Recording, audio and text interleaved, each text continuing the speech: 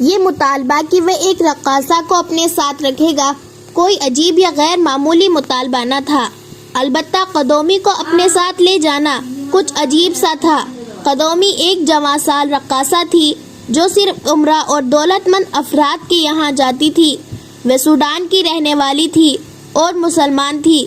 وہ خوبصورت تو تھی مگر اس کے ناز و ادا میں وہ جو جادو تھا، اس نے بڑے بڑے لوگوں کے دماغ خراب کر رکھے تھے۔ سوچا بھی نہیں جا سکتا تھا قدومی مارکونی کے ساتھ صحرا میں چلی جائے گی۔ مارکونی اس کے بغیر جانے پر راضی نہیں ہو رہا تھا۔ احمد درویش کو آخر یہ وعدہ کرنا پڑا کہ وہ قدومی کو اس کے ساتھ بھیج دے گا۔ اسی روز 50 آدمیوں کی تلاش شروع ہو گئی۔ قاہرہ میں صلیبی جاسوسوں اور تخریب کاروں کی کمی نہیں تھی۔ مارکونی زیادہ تر آدمی انہی میں سے اپنے ساتھ لے جانا چاہتا تھا کیونکہ وہ اس کے اعتماد کے آدمی تھے۔ احمد بھی اسی گروہ سے آدمیوں کا انتخاب کرنا چاہتا تھا۔ سلطان ایوبی کے اس جرنیل نے اپنا ایک تخریب کار گروہ تیار کر رکھا تھا۔ یہ سب مسلمان تھے، ان کے اغراض و مقاصد صلیبیوں والے تھے۔ احمد درویش نے اپنا ایمان نیلام کر کے ان چند ایک مسلمانوں کو بھی ایمان فروش بنا دیا تھا۔ یہ سب صلاح الدین ایوبی کے دشمن بن گئے تھے اور ان کا اٹھنا بیٹھنا حسن بن صبا کے فدائیوں کے سبا شروع ہو گیا تھا۔ قدومی کے پاس مارکونی خود احمد درویش کا پیغام لے کر گیا۔ احمد معمولی حیثیت کا آدمی نہیں تھا، وہ فوجی حاکم تھا اور مصر پر عملاً فوج کی حکومت تھی۔ ویسے بھی قدومی احمد کے زیر اثر تھی، اس نے بادل ناخواستہ ہو کر دی، لیکن مارکونی نے اسے یہ بتا کر کہ وہ فرعون کے مدفن میں سے ہیرے جواہرات نکال لینے جا رہا ہے، قدومی پر ایسا نشہ طاری کر دیا کہ وہ فوراً روانہ ہونے کو تیار ہو گئی۔ مارکونی منجھا ہوا چالاک اور ہوشیار آدمی تھا۔ اس نے قدومی کو ملک کلیوپاترا بنا دیا۔ قدومی ایک رقاصہ تھی جس کے کوئی جذبات نہیں تھے۔ اسے اپنے جسم، اپنے حسن، اپنے فن اور زر و جواہرات سے پیار تھا۔ وہ ان عورتوں میں سے تھی جو اس خوش فہمی میں مبتلا ہوتی ہے کہ ان کے حسن و جوانی کو کبھی زوال نہیں آئے گا۔ مارکونی نے اسے یہ نہیں بتایا تھا کہ فرعون کے مدفن سے برآمد ہونے والا خزانہ کہاں اور کیوں صرف کیا جائے گا۔ 50 آدمیوں کی تلاش میں 15-20 دن لگ گئے۔ ان میں زیادہ تعداد صلیبی تخریب کاروں تھی، باقی مسلمان تھے، وہ بھی صلیبیوں کے ہی تخریب کار تھے۔ سب اونٹوں پر سوار ہو کر قاہرہ سے نکل گئے تھے، لیکن وہ اکٹھے روانہ نہ ہوئے۔ 3-3، 4-4 کی ٹولیوں میں مسافروں اور تاجروں کے روپ میں نکلے۔ قدومی کو ایک پردے دار بیوی کے بحروپ میں لے جایا گیا۔ مارکونی اس کا خاوند بنا۔ ان دونوں کے ساتھ 2 آدمی تھے، ایک صلیبی تھا اور دوسرا مسلمان جس کا نام اسماعیل تھا۔ یہ احمد کے خاص آدمیوں میں سے تھا۔ اپنی ضرورت پر اور کرائے پر بھی ہر جرم کر گزرتا تھا۔ کرائے کے قاتلوں میں سے بھی تھا۔ معاشرے میں اس کی کوئی حیثیت اور عزت نہیں تھی، لیکن حیثیت والے لوگ اسے سلام کیا کرتے تھے۔ مارکونی بھی اسے اچھی طرح جانتا تھا اور اس مہم میں اسے قابل اعتماد سمجھتا تھا۔ یہ سب الگ الگ راستوں سے روانہ ہوئے تھے۔ انہوں نے 18 کوس دور وہ جگہ بتا دی گئی جہاں انہیں اکٹھا ہونا تھا۔ ان کے پاس تیر و کمان اور تلواریں تھی، رسے اور کھدائی کا سامان تھا۔ سب سے پہلے مارکونی، اسماعیل قدومی اور ان کا ایک صلیبی ساتھی وہاں پہنچے تھے۔ مارکونی انہیں اسی پہاڑی علاقے کے اندر لے گیا تھا۔ سورج غروب ہو چکا تھا اور انہوں نے خیمے لگا لیے تھے۔ اسی رات ان کے ساتھیوں کو پہنچ جانا تھا۔ اسماعیل قدومی کو جانتا تھا، قدومی اس سے واقف نہیں تھی۔ ایک وہ محاذ تھا جس پر نور الدین زنگی لڑ رہا تھا۔ اس نے کرک کا قلعہ فتح کر کے وہاں کے اور مضافات کے علاقوں کے انتظامات مکمل کر لیے تھے۔ اس کی گشتی دستے دور دور تک گشت کرتے تھے تاکہ صلیبی کسی طرف سے جوابی حملے کے لیے آئے تو قبل از وقت اطلاع مل جائے۔ ان دستوں کا تصادم صلیبی دستوں سے ہوتا رہتا تھا۔ جنگی تمام انتظامات سلطان ایوبی کی فوج کے حوالے کر کے بغداد واپس جانے کی تیاریاں کرنا چاہتا تھا۔ وہ سلطان ایوبی کے انتظار میں تھا، مگر سلطان ایوبی دوسرے محاذ پر لڑ رہا تھا۔ جو صلیبیوں اور ان کے پیدا کردہ غداروں نے مصر میں کھول رکھا تھا۔ یہ محاذ خطرناک تھا۔ سلطان ایوبی اس زمین دوز محاذ پر لڑنے کی اہلیت رکھتا تھا۔ وہ خوب مقابلہ کر رہا تھا، مگر اسے پتہ نہیں چلا تھا کہ ایک محاذ اور بھی کھل گیا ہے، یہ بھی فرعونوں کے مدفنوں کی تلاش۔ شام کے کھانے کے بعد سلطان ایوبی اسی کمرے میں گیا جہاں وہ اپنے سالاروں اور دیگر حکام کو اکٹھا کر کے احکامات اور ہدایات دیا کرتا تھا۔ وہاں فوج کے اعلیٰ کمانڈروں کے علاوہ علی بن سفیان اور غیاث بلبیس بھی تھا۔ سلطان ایوبی کو اسی روز نور الدین زنگی کا ایک طویل تحریری پیغام ملا۔ اس نے اس پیغام کے ضروری حصے کمانڈروں کو سنائے۔ زنگی نے لکھا تھا: عزیز صلاح الدین، اللہ تمہیں زندہ و سلامت رکھے۔ اسلام کو تمہاری بہت ضرورت ہے۔ کرک اور گرد و پیش کے علاقے دشمن سے صاف ہو چکے ہیں۔ گشتی دستے جاتے ہیں تو صلیبیوں کا کوئی دستہ کبھی کبھی ہمارے دستے سے الجھ پڑتا ہے۔ صلیبی مجھ پر یہ رعب ڈالنے کی کوشش کر رہے ہیں کہ وہ ابھی یہی ہیں۔ تمہارے تیار کیے ہوئے چھاپہ مار دستے تعریف کے قابل ہیں، بہت دور تک چلے جاتے ہیں۔ تم نے ان پر جو محنت کی ہے وہ اس کا صلہ دے رہے ہیں۔ تمہارے جاسوس ان سے بھی دلیر اور عقل مند ہے۔ ان کی نظروں سے میں اتنی دور بیٹھا ہوا ہوں، دشمن کی ہر ایک حرکت دیکھ رہا ہوں۔ تازہ اطلاع یہ ہے کہ شاید جوابی حملہ نہ کرے۔ وہ ہمیں انگیخت کر رہے ہیں کہ ہم آگے جا کر ان پر حملہ کریں۔ تم جانتے ہو کہ بیت المقدس جو ہماری منزل ہے اور قبلہ اول ہے جو ہمارا مقصود ہے کتنی دور ہے۔ میں جانتا ہوں ہم ان فاصلوں سے اور ان مسلفتوں سے گھبرانے والے انسان نہیں، لیکن فاصلے زیادہ نہیں، دشواریاں اور رکاوٹیں زیادہ ہیں۔ بیت المقدس تک ہمیں بہت سے قلعے سر کرنے ہوں گے۔ ان میں چند ایک قلعے تو مضبوط ہیں۔ صلیبیوں نے قبلہ اول کا دفاع دور دور کے قلعہ بندیوں کی صورت میں بہت مضبوط کر رکھا ہے۔ جاسوسوں نے یہ بھی بتایا ہے کہ صلیبی اس کوشش میں ہیں کہ یونانیوں، بازنطینیوں، اطالویوں کا بحری بیڑا متحد ہو جائے اور مصر پر حملہ ور ہو کر شمالی علاقے میں فوج اتار دے۔ تمہیں اس صورتحال کے لیے تیار رہنا چاہیے۔ پیش بندی کر لو۔ تمہارے پاس دور مار آتشی گولے پھینکنے والی منجیقیں زیادہ ہونی چاہیے۔ میں یہ مشورہ دوں گا کہ شمالی علاقے کی زمین اجازت دے تو دشمن کے بحری بیڑے کو ساحل تک آنے دو، وہاں مزاحمت نہ کرو۔ دشمن کو اس خوش فہمی میں مبتلا کر دو کہ اس نے تمہیں بے خبری میں آن دبوچا ہے۔ فوجیں اتر آئے تو جہازوں پر آگ برساؤ اور صلیبی فوج کو اپنی پسند کے میدان میں گھسیٹ لاؤ۔ میں تمہاری مجبوریوں سے بے خبر ہوں۔ تمہارے قاصد نے تمام حالات سنائے ہیں۔ رب کعبہ کی قسم، صلیبیوں کی ساری بادشاہیاں طوفان کی طرح آ جائے تو بھی امت رسول اللہ صلی اللہ علیہ وسلم کا کچھ نہیں بگاڑ سکتی۔ امت لہو دینا جانتی ہے۔ یہ سرفروشوں کی امت ہے، مگر ایمان فروشوں نے ہمیں زنجیریں ڈال رکھی ہے۔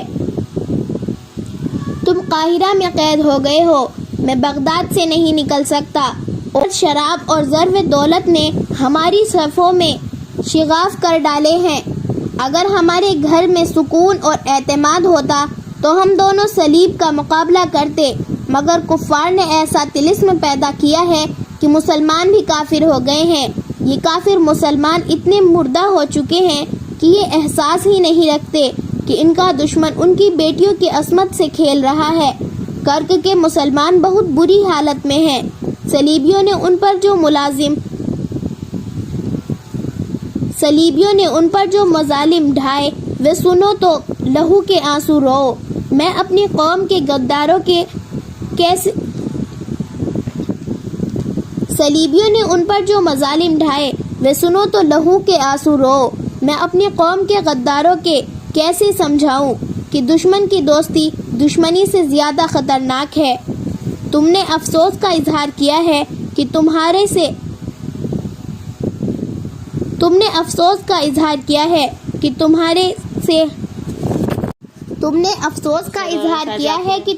سے اپنے بھائی اور اچھے حاکم کمانڈر تمہارے ہاتھوں قتل ہو رہے ہیں۔ صلاح الدین، افسوس اس پر نہیں کہ وہ تمہارے ہاتھوں قتل ہوئے، افسوسناک امر یہ ہے کہ وہ غدار ہوئے، اور یہ بھی افسوسناک ہے کہ صلیبی خوش ہو رہے ہوں گے کہ وہ مسلمان کو مسلمان کے ہاتھوں قتل کرا رہے ہیں۔ تم غداروں کو بخش نہیں سکتے، غدار کی سزا قتل ہے۔ میں تمہارا انتظار کر رہا ہوں، تم جب آؤ تو تمہارے ساتھ فوج زیادہ ہونی چاہیے۔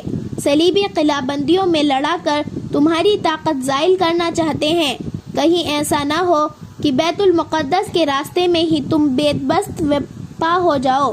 تم جب آؤ تو مصر کے اندرونی حالات کو پوری طرح قابو میں کر کے آنا، سوڈانیوں کی طرف سے چوکنا رہنا۔ مجھے معلوم ہوا کہ تمہارے سامنے کچھ مالی مسائل بھی ہیں، میں تمہاری مدد کرنے کی کوشش کروں گا۔ بہتر ہے کہ اپنے مسائل خود ہی حل کرنے کی کوشش کرو، اور یہ کوشش بھی کرو کہ قاہرہ سے جلدی نکل آؤ، لیکن اندر اور باہر کے حالات دیکھ کر وہاں سے نکلنا۔ اللہ تمہارا حامی ہے۔ صلاح الدین ایوبی نے مجلس میں حاضرین کو یہ پیغام پڑھ کر سنایا اور انہیں امید افزا خبر سنائی کہ فوج میں شامل ہونے کے لیے دیہاتی علاقوں سے لوگ آنے لگے ہیں۔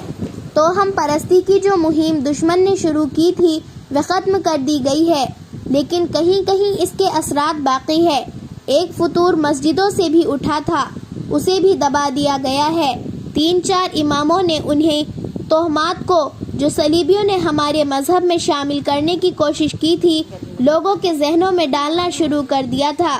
انہوں نے اپنے آپ کو خدا کا ایلچی بنا لیا ہے۔ ہمارے سامنے ایسے لوگ آئے ہیں جو کسی مصیبت کے وقت براہ راست خدا سے دعا مانگنے کے بجائے اماموں کو نذرانے دیتے رہے کہ وہ ان کے لیے دعا کرے۔ یہ وہم پھیلا دیا گیا ہے کہ عام آدمی خدا سے کچھ نہیں مانگ سکتا، نہ خدا اس کی سنتا ہے۔ سلطان ایوبی نے کہا، میں نے ان اماموں کو مسجدوں سے نکال دیا ہے اور مسجدیں ایسے اماموں کے حوالے کر دی ہیں جن کے نظریات اور عقیدے قرآن کے عین مطابق ہیں۔ وہ اب لوگوں کو یہ سبق دے رہے ہیں کہ مسلمان کا خدا عالم اور بے علم کے لیے، امیر و غریب کے لیے، حاکم اور رعایا کے لیے ایک جیسا ہے۔ وہ ہر کسی کی دعا سنتا ہے، اچھے عمل کی جزا اور برے عمل کی سزا دیتا ہے۔ میں اپنی قوم میں یہی قوت اور یہی جذبہ پیدا کرنے کی کوشش کر رہا ہوں کہ وہ اپنے آپ کو اور خدا کو سمجھنے کی کوشش کرے۔ میرے دوستو، تم نے دیکھ لیا ہے کہ تمہارا دشمن صرف میدان جنگ میں نہیں لڑ رہا، وہ تمہارے دلوں میں نئے عقیدے ڈال رہا ہے۔ یہودی اس مہم میں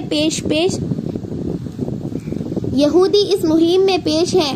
یہودی اب کبھی تمہارے آمنے سامنے آ کر نہیں لڑے گا، وہ تمہارے ایمان کو کمزور کرنے کی کوشش کر رہے ہیں۔ اس عمل میں وہ اتنی جلدی کامیاب نہیں ہو سکتا، لیکن وہ ناکام بھی نہیں۔ یہودی اس مہم میں پیش ہے۔ یہودی اب کبھی تمہارے سامنے نہیں یہودی اس مہم میں پیش ہے۔ یہودی اب کبھی تمہارے آمنے سامنے آ کر نہیں لڑے گا، وہ تمہارے ایمان کو کمزور کرنے کی کوشش کر رہے ہیں۔ اس عمل میں وہ اتنی جلدی کامیاب نہیں ہو سکتا، لیکن وہ ناکام بھی نہیں ہوگا۔ وہ وقت آئے گا جب خدا کی دھتکاری ہوئی یہ قوم مسلمانوں کو کمزور دیکھ کر ایسی چال چلے گی کہ اپنے مقدس کو پالے گی۔ اس کا خنجر سلطنت اسلامیہ کے سینے میں اتر جائے گا۔ اگر اپنی تاریخ کو اس ذلت سے بچانا چاہتے ہو تو آج کی پیش بندی کر لو، اپنی قوم کے قریب جاؤ، اپنے آپ کو حاکم اور قوم کو محکوم سمجھنا چھوڑ دو، ان میں اتنا وقار پیدا کر دو کہ یہ قومی وقار پر جانیں قربان کر دے۔ سلطان ایوبی نے بتایا کہ صلیبیوں کے پاس عورت اور دولت ہے اور ہمارے یہاں ان دونوں کا لالچ موجود ہے۔ ہمارے سامنے ایک مہم یہ بھی ہے کہ قوم کے دل سے عورت اور دولت کا لالچ نکال دے۔ اس کے لیے ایمان کی مضبوطی کی ضرورت ہے۔ ایک اعلیٰ کمانڈر نے کہا، امیر محترم، ہمیں دولت کی ضرورت بھی ہے، اخراجات پورے کرنے مشکل ہو رہے ہیں، ہمیں بعض کاموں میں مشکل پیش آتی ہے۔ سلطان ایوبی نے کہا، میں یہ مشکل آسان کر دوں گا۔ تمہیں یہ حقیقت ہمیشہ قبول کرنی پڑے گی کہ مسلمانوں کے پاس دولت اور فوج کی کمی رہی ہے اور رہے گی۔ ہمارے رسول اللہ صلی اللہ علیہ وسلم نے پہلی جنگ 313 مجاہدین کی طاقت سے لڑی تھی اس کے بعد مسلمان جہاں بھی لڑے اسی تناسب سے لڑے۔ مسلمانوں کے پاس دولت کی کمی کبھی نہیں رہی۔ دولت چند ایک افراد کے گھروں میں چلی گئی۔ اب بھی ہماری قوم کا یہی حال ہے۔ چھوٹی چھوٹی ریاستوں کے جو مالک مسلمان ہیں ان کے پاس دولت کے ڈھیر پڑے ہیں۔ دولت کے ڈھیر یہاں بھی پڑے ہیں۔ سالار اعظم غیاث بلبیس نے کہا، اگر آپ اجازت دیں تو ہم ایک نئی مہم شروع کر سکتے ہیں۔ آپ کو معلوم ہے کہ مصر خزانوں کی سرزمین ہے۔ یہاں جو فرعون بھی مرا وہ اپنا تمام تر خزانہ اپنے ساتھ زمین کے نیچے لے گیا۔ وہ خزانے کس کے تھے؟ یہ اس غریب مخلوق کی دولت تھی جسے بھوکا رکھ کر اس سے سجدے کرائے گئے۔ اس دور کے انسان نے فرعون کو خدا صرف اس لیے کہا تھا کہ وہ انسان بھوکا تھا۔ اس کی قسمت فرعونوں کے ہاتھ میں تھی۔ اس کی زندگی اور موت بھی فرعونوں نے اپنے ہاتھ میں لے لی تھی۔ انسانوں سے زمین کھدوا کر اور پہاڑ کٹوا کر فرعونوں نے اپنے زمین دوز مقبرے بنوائے تو وہ ایسے جیسے ان کے محل تھے۔ ان میں انہوں نے وہ دولت ڈھیر کر لی جو لوگوں کی تھی۔ اگر آپ اجازت دیں تو ہم فرعونوں کے زمین دوز مقبروں اور مدفنوں کی تلاش شروع کر دیں اور خزانے ملک اور قوم کی خاطر استعمال کریں۔ غیاث بلبیس کی تائید میں کئی آوازیں اٹھی۔ یہ صحیح ہے امیر محترم، ہم نے اس سے پہلے کبھی غور نہیں کیا۔ ہم اس مہم میں فوج استعمال کر سکتے ہیں۔ شہری آبادی سے ایک لشکر جمع کیا جا سکتا ہے۔ ہاں، غیر فوجیوں کو استعمال کیا جائے اور انہیں اجرت دی جائے۔ مجلس میں ہنگامہ سا بپا ہو گیا۔ ہر کوئی کچھ نہ کچھ کہہ رہا تھا۔ اگر کوئی خاموش تھا تو وہ صلاح الدین ایوبی تھا۔ مجلس میں بہت دیر بعد یہ احساس پیدا ہوا کہ امیر اور سالار اعظم خاموش ہے۔ مجلس پر بھی خاموشی طاری ہو گئی۔ سلطان ایوبی نے سب پر نگاہ ڈالی اور کہا، میں اس مہم کی اجازت نہیں دے سکتا جس کی تجویز غیاث بلبیس نے پیش کی۔ مجلس پر سناٹا طاری ہو گیا۔ کسی کو توقع نہیں تھی کہ سلطان ایوبی اس تجویز کو ٹھکرا دے گا۔ اس نے کہا، میں نہیں چاہتا کہ مرنے کے بعد تاریخ مجھے قبر چور اور مقبروں کا ڈاکو کہے۔ تاریخ نے مجھے ذلیل کیا تو اس میں تمہارا بھی ذلت تاریخ نے مجھے ذلیل کیا تو اس میں تمہاری بھی ذلت ہوگی۔ آنے والی نسلیں کہیں گی کہ صلاح الدین ایوبی کے مشیر اور وزیر بھی قبر چور تھے۔ صلیبی اس اجلاس کو خوب اچھا لیں گے اور تمہاری قربانیاں اور جذبہ اسلام کو ڈکیتی اور رہزنی کا نام دے کر تمہیں تمہاری ہی نسلوں میں رسوا کر دیں گے، اور تم ہی نہیں، ہماری تاریخ ذلیل اور رسوا ہو جائے گی۔ علی بن سفیان نے کہا، گستاخی معاف کرے امیر محترم، تھوڑے سے عرصے کے لیے مصر صلیبیوں کے قبضے میں آیا تھا۔ انہوں نے سب سے پہلے یہاں کے خزانوں کی تلاش شروع کر دی تھی۔ قاہرہ کے مضافات میں ہم نے جن کھنڈروں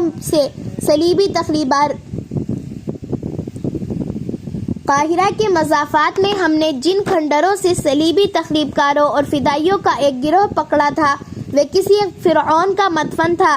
وہاں سے وہ سب کچھ لے گئے تھے۔ صلیبیوں کی حکومت زیادہ دیر قائم نہ رہی، ورنہ وہ یہاں کے تمام خزانے نکال کر لے جاتے۔ محترم غیاث بلبیس نے ٹھیک کہا ہے کہ یہ خزانے اگر کسی کی ملکیت ہے تو وہ فرعون نہیں تھے، ان کے مالک اس کے وقت کے انسان تھے۔ میں یہ مشورہ پیش کرنے کی جرات ضرور کروں گا کہ یہ خزانے نکال کر آج انسان کی فلاح و بہبود اور وقار کے لیے استعمال کیے جائیں گے۔ صلاح الدین ایوبی نے کہا، اور میں تمہیں یہ بھی بتا دوں کہ یہ خزانے تمہارے سامنے آئے تو تم بھی فرعون بن جاؤ گے۔ انسان کو یہ جرات کس نے دی تھی کہ وہ اپنے آپ کو خدا سمجھے؟ دولت اور دولت کی ہوس نے۔ انسان کو انسان سے آگے سجدہ کس نے کرایا؟ مفلسی اور بھوک نے۔ تم صلیبیوں کی بات کرتے ہو کہ انہوں نے فرعون کے ایک مدفن کو لوٹا۔ میں تمہیں بتاتا ہوں کہ جب پہلے فرعون کی لاش تمام تر خزانوں کے ساتھ زمین میں دبائی گئی تھی، قبر چوری اس وقت شروع ہو گئی تھی۔ وحشیوں اور درندوں کی طرح پہلے فرعون کے مدفن پر ٹوٹ پڑے تھے۔ ان کا دین اور ایمان صرف دولت بن گیا تھا۔ پھر فرعون مر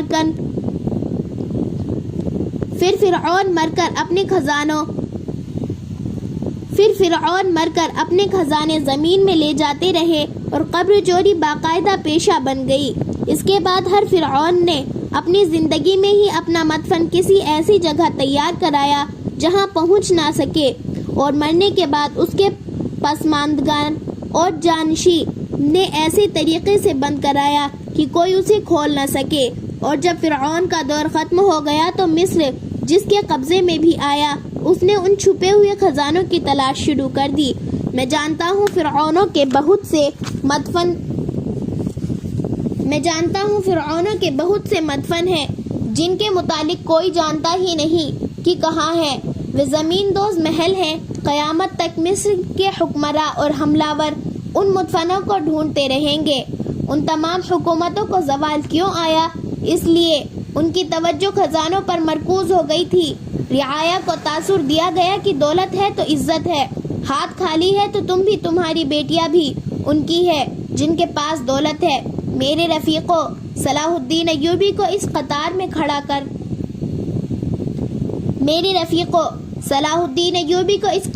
کھڑا نہ کرو۔ میں اپنی قوم کو یہ تاثر دینا چاہتا ہوں کہ اصل دولت قومی وقار اور ایمان ہے، لیکن یہ تاثر صرف اس صورت میں پیدا کیا جا سکتا ہے کہ میں خود اور تم سب جو حکومت کے ستون ہو دل سے دولت کا لالچ نکال دوں۔ ایک کمانڈر نے کہا، ہم ان خزانوں کی تلاش ذاتی لالچ کے لیے نہیں کرنا چاہتے، ہم قومی ضروریات کے پیش نظر یہ مہم شروع کرنا چاہتے ہیں۔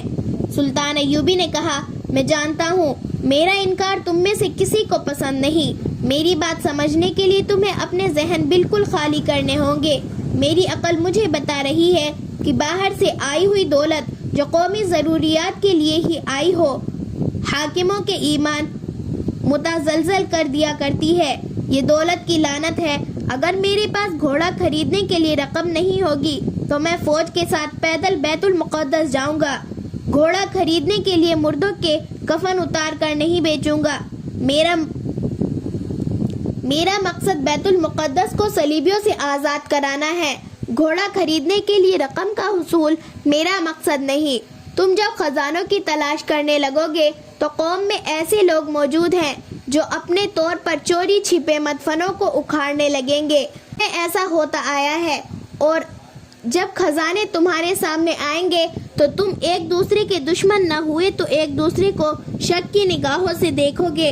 جہاں خزانے آ جاتے ہیں وہاں انسانی محبت ختم ہو جاتی ہے، حقوق العباد کا جذبہ ختم ہو جاتا ہے۔ ان زر و جواہرات نے انسان کو خدا بنایا تھا، وہ خدا اب کہاں ہے؟ آسمانوں پر نہیں، زمین کے نیچے۔ میرے رفیقو، میں ایک نئے جرم کی بنیاد نہیں ڈالنا چاہتا۔ ان خزانوں سے بچو۔ یہ خزانوں کے لالچ کا ہی کرشمہ ہے کہ تمہاری صفوں میں غدار بھی موجود ہے۔ تم 2 غداروں کو قتل کرتے ہو تو 4 پیدا ہو جاتے ہیں۔ اپنی تقدیر اپنی تدبیر سے بناؤ۔ تم مسلمان ہو، اپنی قسمت کفار کے ہاتھوں میں نہ دو، ورنہ سب غدار ہو جاؤ گے۔ فرعون مر چکے ہیں، انہیں زمین کی تہوں میں دبا رہنے دو۔ کسی نے کہا، آپ کے حکم کے بغیر ہم ایسی کوئی مہم شروع نہیں کریں گے۔ سلطان ایوبی نے غیاث بلبیس سے مسکرا کر پوچھا، غیاث بلبیس، آج تمہیں ان پوشیدہ خزانوں کا خیال کیسے آ گیا؟ مجھے یہاں آئے ہوئے 4 سال ہو گئے ہیں، اس سے پہلے تجویز کیوں نہ پیش کی؟ غیاث بلبیس نے کہا، میں نے ایسا کبھی نہیں سوچا تھا امیر محترم۔ تقریباً 2 مہینے ہوئے کتب خانے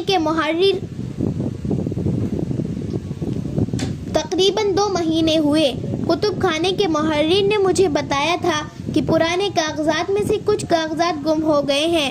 میں نے ان کاغذات کی نوعیت اور اہمیت پوچھی تو اس نے بتایا کہ وہ ایسے اہم نہیں تھے کہ تلاش کی ضرورت سمجھی جائے۔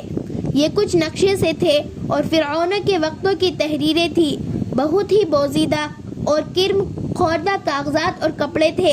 محرر نے جب فرعون کا نام لیا تو مجھے خیال آیا کہ ان تحریروں اور نقشوں میں فرعونوں کے خفیہ مقبروں کے متعلق معلومات ہو سکتی ہے۔ میں نے وہ پرندے دیکھے جن میں سے کاغذات گم ہوئے تھے۔